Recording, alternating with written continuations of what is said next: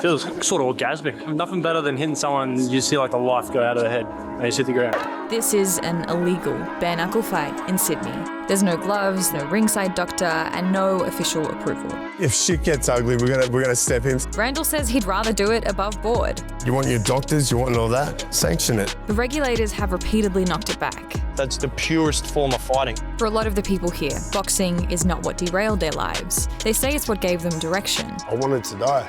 I didn't care. If this could save me, like, let's do it, let's run it. But even people who believe in boxing say that bare-knuckle is a step too far. Once you take the gloves off, I'm just so not there. It can absolutely destroy families. Look for your wife. Come on, let's go. But approved or not, the sport is already here.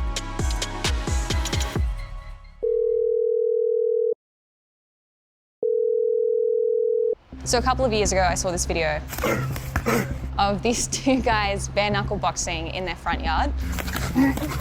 And we got invited to one of their events, and I'm just waiting for him to call me back. This is him. Hello? I see there's a jumping castle at the front. Okay, there's a jumping castle. Yeah, that sounds good. All right, I'll see you soon. All right, mate, catch you. Bye, bye, bye. All right, let's go. I'm driving to Randall's invite-only bare-knuckle event. He said the giveaway would be a jumping castle out front, which I don't think is how most illegal fight events announce themselves. It's in his friend's backyard, and it's the biggest one he's ever hosted. It's a sea of black shirts, and I've turned up with my pink bag. Happy Australia Day, no better way to fucking spend it. You fucking oath. You live in Randall? Yes. Right, mate's my boy. Nice to meet you. He's not here. She'll be here soon. The state regulator says running or taking part in an unauthorised fight event can be a criminal offence with possible jail time. For something illegal, I gotta say it feels more like a family barbecue than a fight event. Feeling good. Good to see you, man. BYO, is that you? Yeah, man. Hi. Well, Michelle? How are you? Yeah, good. Nice to meet you. Yeah. Randall used to compete in MMA and boxing, but the version of fighting that he's most drawn to now is one Australian regulators keep knocking back. Randall says when bare-knuckle can't happen legally, out in the open, it ends up happening like this. The rules are basically you respect everyone. If you're going to be a gronk, you're kicked out, the fight's stopped. There's no winner or losers, so we're apolitical, we just want to enjoy the day. We don't care about this, that. Oi lads, 16 ounces out the back, please, we're going to have a chat. Tui is one of the younger fighters here, trying to make a name for himself in the sport. He's driven 9 hours from Queensland for one 3-minute round. He's on the backyard main card, so he'll be the last fight of the day. I've been fighting pretty much most of my life just only on the street because I grew up in Logan. It's a survival type of thing. Yeah. You gotta fight, otherwise you just get walked over. You know what I mean? You don't want to get walked over. Yeah, I see a scar on your eye from like here to here. Yeah. It's massive. What's that from? A Stanley knife. Yeah, someone tried to cut my eye out when I was 14 years old. Yeah. Yeah. But it is what it is, I've never fought with gloves on, and even when I do, it's even in hard sparring, I'll hit someone 100% in the face. They'll just, so with bare-knuckle, they're not going to be standing there. Doesn't that stress you out a little bit? No, it makes me comfortable. If I get hit in the face with a bare-knuckle fist and I get dropped, fuck, he's just better. You know what I mean? That's the purest form of fighting. You got to walk in there thinking of, you're him. Who's it going to be? Is it about a feeling? What are you looking for when you fight? I'm just looking to hurt him. I would love to go until someone can't compete or the other one gets knocked out. Tui isn't here alone. He's come with his partner, and she's 36 weeks pregnant. I'm feeling incredibly nervous. This is his career, and this is what's going to really put him out there, so it's worth it. I'm just trying to keep a really level head. So how many fighters we've got? 1, 2, 3. We've got 4. Do we want one more? This isn't a polished fight night. There is no prize money, no official winner, and even the weight classes look fairly relaxed. But most fighters seem to be here for the same reason, to test themselves, to be seen, and maybe to earn a little bit of credibility. We couldn't really have scales and shit here, so we're going to try and weigh this up as close as we can. The fights, look, if shit gets ugly, we're gonna step in. So you got the news here. People look at combat sports and they look down on us, man. They think it's cockfighting and shit. Well, let's prove them wrong. So you're gonna go for 3 minutes, 3 minutes each. Bang, bang, bang. Go get yourself sausage sizzle after that. All good, lads. Maybe you and you two, you jump in. There are a few glove rounds before the gloves come off. Let's go! The skill levels vary. Some of the men properly train at gyms, others don't look as refined. Given that safety is one of the reasons why the sport keeps being knocked back, I had an obvious question. Is there like anyone who's medical, anyone who's a doctor? Yeah, we've got 4 first aiders in the security team, and we've got someone on the ready to go if we need to take anyone to, God forbid, if we need to take anyone to hospital. Nearly losing his sight was enough to stop Randall fighting bare-knuckle himself, but it wasn't enough to make him walk away from the sport altogether. This is sparring, that's the thing. If you get a doctor, it makes it a contest. Randall calls this sparring, but from where I'm standing, it doesn't feel that casual. Walk with your wife. Come on, let's go. Let's go. People are picking sides, coaching from the edges, cheering every clean shot. From the outside, it can look like fighting for fighting's sake, but Randall sees this differently. He says for a lot of the people here, the fighting came first, the sport just gave it rules. Growing up with lots of domestic and violence, I kind of felt like was drawn to it, but then it became a passion over time, and it was a great rehabilitator from prison to life.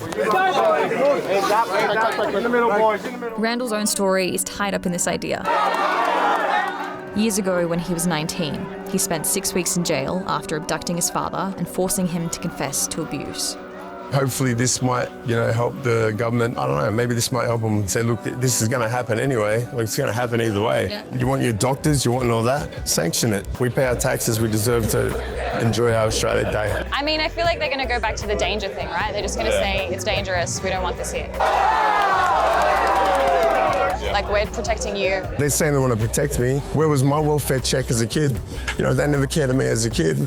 Man, they created this monster. Because if you didn't have fighting as a pillar in society, there'd be a lot more friggin' armed robberies going on. There'll be a lot more friggin' bashings. Because, like I said, you can't change the animal. You can only harness it. You can only do it in the best way you can.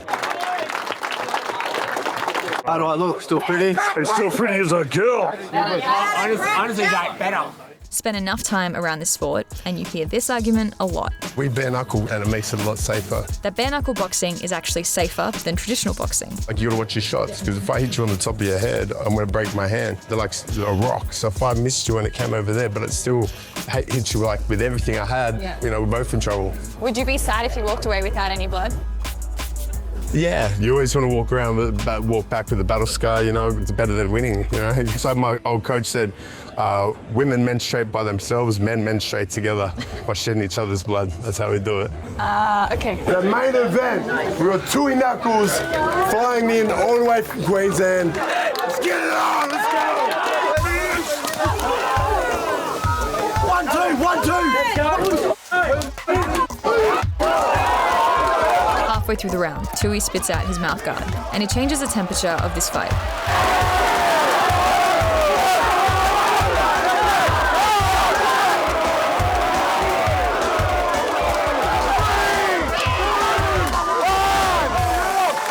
The fights aren't meant to have winners, but Tui lifts up his opponent's hand.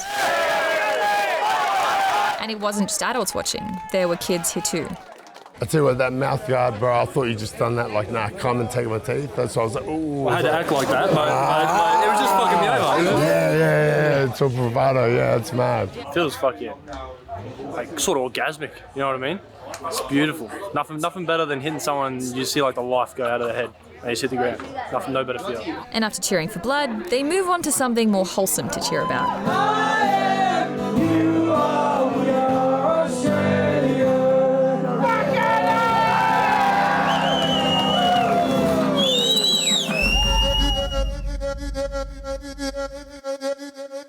Bare-knuckle boxing has exploded in popularity overseas. What used to be a fringe spectacle now has proper promotions, streaming deals, and former UFC names attached to it. But in Australia, regulators have not embraced it. And the safety concerns aren't just hypothetical. In 2021, American bare-knuckle fighter Justin Thornton died weeks after being knocked out in a sanctioned bout in Mississippi. I've done like over 7,000 fights with no serious injuries in the UFC. Backers of the sport say bare-knuckle gets judged by the blood. Without padded gloves, fighters cut more easily. But they argue that it doesn't necessarily make it more dangerous than traditional boxing. So I wanted to ask, Is bare knuckle boxing really that different to traditional boxing, or does it just look worse? There is a resistance to bare knuckle boxing when, from my perspective, there actually is no difference. There have been a couple of studies that have demonstrated that there are less knockouts because the boxers are protecting their hands, and most of the injuries tend to be around the hands and the knuckles. But less knockouts or less concussions doesn't necessarily make the sport safer. There are still these progressive impacts to the brain from the smaller hits. And Australia's peak medical body agrees. Their concern isn't just bare knuckle, they want all combat sports banned because getting hit in the head is part of the game. But Father Dave sees a different kind of risk. Thanks for having us. For some of the young men he's worked with, the danger didn't start in the ring. Years ago, that head of the AMA or something was interviewing me on radio, or we were on the same radio talk back, and you could be taking 10 years off the life of these young people. And I'm saying, yeah, but I think you look at some of the young people I'm working with, we could be adding about 30 or 40 years to the front. We're dealing with guys with very low life expectancy a lot of the time. Father Dave spent decades using gloved boxing to reach young people while he ran a youth drop-in centre in Sydney's inner west. We had a number of overdoses on site. It was a war zone back in the early 90s, Dulwich Hill, and there were gangs on the street. You'd have a new group of kids come in through our youth drop-in, and by the end of the year, some would have died, some would be in jail, and others would make it through. And those who were training with us were generally making it through. What changes did you see in the kids that stayed? The kids who stuck with it to the point where they had an amateur fight were no longer doing drugs and no longer in trouble with the law. It was that simple. When one of those kids agrees to take an amateur fight, that becomes a very motivating force. You don't want to be that guy on the ground. You want to be the guy with your hands in the air. Why not channel it in a sport that is less about striking the other person? It's an option that works really well for young men who are angry. If they're not struggling with something, they, I don't know, take up chess or something, you know. See that? Beautiful. Is this thing beautiful? There's a subtle shift towards a different peer group. And there's a powerful mentoring system going on in boxing clubs. What do you think about underground fight clubs? Boxing is a deliberately artificial form of fighting. I always say to the kids, we're trying to get you out of the street, not trying to get you more effective in the street. The less rules they are, the less I'm in favour of it. Once you take the gloves off, I'm just so not there. It's an interesting comment from the priest to say that we've improved their quality of life, but CTE is a progressive neurodegenerative disease. CTE is a brain disease linked to repeated head knocks, and it can show up years after impact. The brain slowly dies, essentially, over time. In younger people, we find that there are behavioural issues, so it could be things like impulsivity, aggression, inability to make logical thoughts. In older people, it does look very much dementia-like. Queensland doesn't have a dedicated combat sports regulator, and late last year, that's where Australia's first legal bare-knuckle event went ahead. And by the time we finished filming this, 2 more had already happened. And to the canvas on the left of the body goes Chris Drummond. A few days after the backyard fights, I meet Randall at the gym. At the end of the day, no one got hurt, and that's the main thing. One punch, like at the right spot, could really hurt someone. I've seen families destroyed because of this sort of self-obsessed nature around me wanting to be a boxer or an athlete. You only have to talk to some of the people who, their brother or their father committed suicide from CTE because their brains are so damaged that they have no longer an ability to logically think. From a medical point of view, a lot of doctors are just worried, like they don't want anyone to get hurt, and people are making these decisions when they're really young, and I don't know if I trust the decisions I would make when I was like 18, 19, 20. Being a young kid, me at that age, I was drinking to survive. It was a crutch. I wanted to die. I didn't think I was going to see 21. It's not for everyone. Like, they don't understand it does so much more. It does so much more. It does so much more.